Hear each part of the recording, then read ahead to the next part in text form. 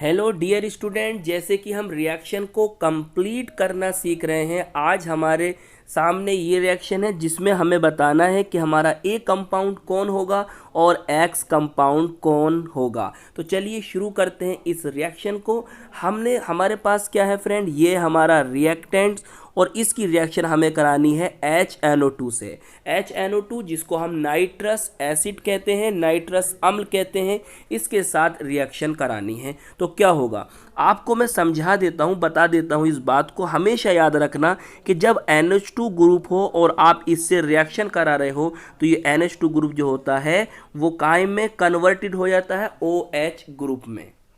तो इस प्रकार क्या होगा, इस प्रकार जब ये वाला ग्रुप इसमें कन्वर्टेड हो जाएगा तो आपका ए कंपाउंड क्या प्राप्त होगा, C2H5OH। क्या प्राप्त होगा, C2H5OH। तो बात आपको समझ में आ गई। तो चलिए अब आपको अगर सर ये किस तरह से आपने करा है तो वो मैं आपको समझा देता हूँ। कुल मिलाकर ये बात तो आपके समझ में आ गई कि ये हमारा NH2 ग्रुप था, रिएक्शन हो रही थी HNO2 से, और मैंने आपको बताया कि जब आप इसको देखें और इसे देखें तो आप इस वाले ग्रुप को इसमें कन्वर्टेड कर दें जिससे आपको इथाइल अल्कोहल प्राप्त हो जाएगी। मगर अब ये हुआ कैसे वो मैं आपको समझाता हूं। देखिए सबसे पहले तो फ्रेंड आप इसको समझिए, इसका जो कॉमन नेम होता है वो होता है इथाइल एमीन और आयुपेसी नेम होता है इथेनेमीन। क्लियर। इसकी रिएक्शन करा रहे हो आप किससे, HNO2 से। कैसे होगी देखिए, यह है आपके पास C2H5NH2 और इसकी रिएक्शन हो रही है आपकी HNO2 से। क्लियर। तो फ्रेंड मैं HNO2 को ऐसे लिख सकता हूँ HONO।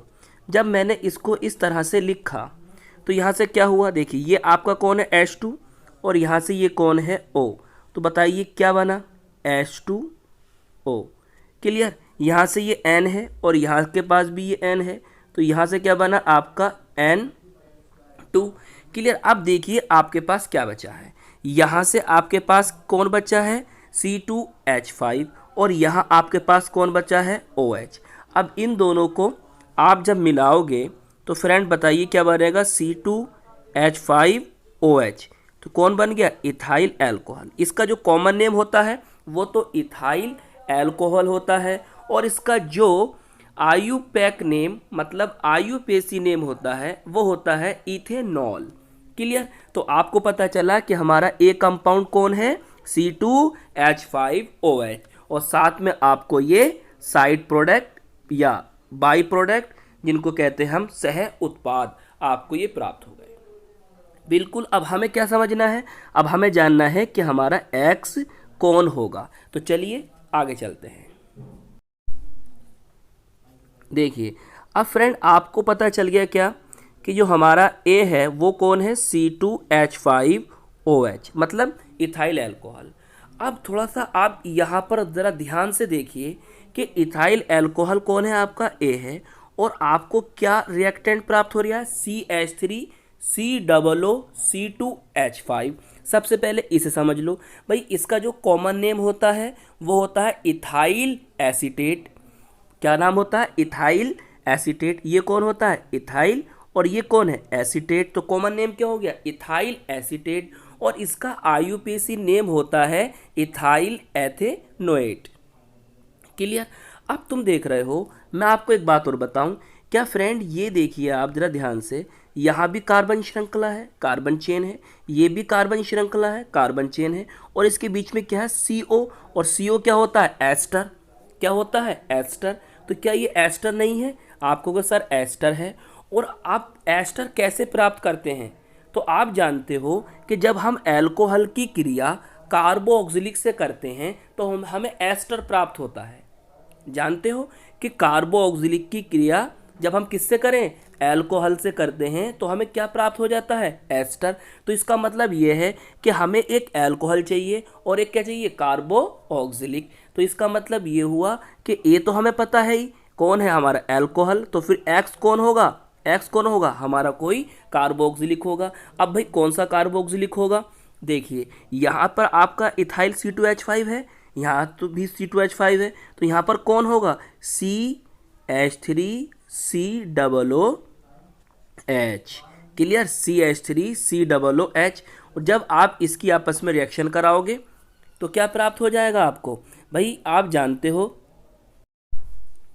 जब फ्रेंड ये रिएक्शन होगी तो यहाँ से क्या होगा OH और यहाँ से क्या H, दोनों आपस में ये मिलेंगे तो बताइए क्या बनेगा, H2O बन गया। अब यहाँ से कौन कौन बचा, देखिए यहाँ से बचा ये कौन CH3CO और यहाँ से कौन बचा ये C2H5O। इन दोनों को जरा मिलाइए तो क्या बना कंपाउंड आपका CH3CO, एक O ये हैंगे O और ये कौन है C2H5।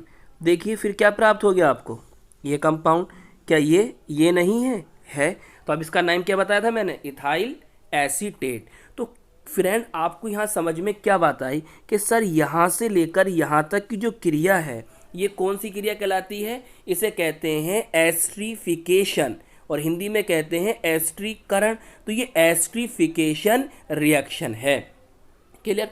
अब कुछ इंपॉर्टेंट पॉइंट्स हैं वो भी आप याद कर लीजिए। जैसे जब हम एस्ट्रीफिकेशन कराते हैं, एस्ट्रीकरण अभिक्रिया कराते हैं, तो इसकी रिवर्सिबिलिटी नेचर को रोकने के लिए, क्योंकि ये कैसी होती है, उत्क्रमणीय होती है, तो इसकी रिवर्सिबिलिटी नेचर को रोकने के लिए हम इसमें डिहाइड्रेटिंग एजेंट निर्जलीकारक पदार्थ मिला देते हैं, उनकी उपस्थिति कराते हैं। जैसे निर्जलीकारक पदार्थ फ्रेंड कौन से होंगे, जैसे हम ले सकते हैं कॉन्सेंट्रेट H2SO4 या ले सकते हैं ड्राई HCl।